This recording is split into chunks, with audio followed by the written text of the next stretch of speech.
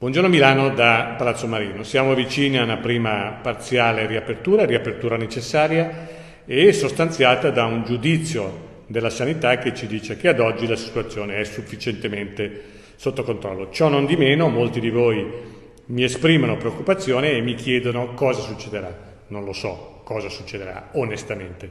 Lo vedremo, molto dipenderà dai nostri comportamenti, ma quello che so è che cercherò di misurare con attenzione un'eventuale ripresa della crescita dei contagi. Ora, come si fa a misurare questo fenomeno? Facciamo un passo indietro. I contagi sono figli dei tamponi che vengono fatti. A Milano città vengono fatti circa 1000 tamponi al giorno, non di più.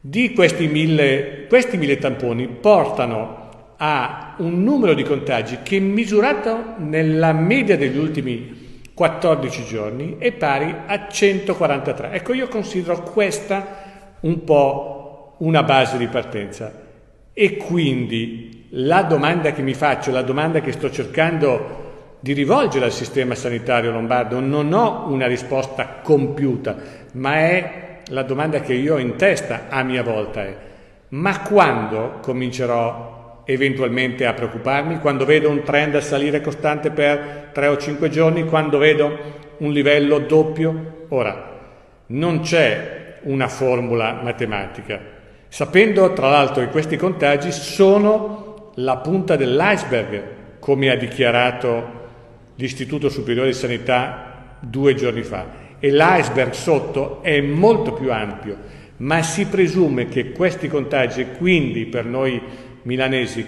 questi 143, sono sufficientemente rappresentativi della realtà della diffusione del virus. Io vi posso solo garantire che la mia vigilanza sarà attenta, continuerò a chiamare i medici degli ospedali, dei pronto soccorso, i nostri medici di famiglia e analizzerò con estrema attenzione i pochi, ma speriamo significativi, numeri che abbiamo a disposizione. Buona giornata a tutti voi.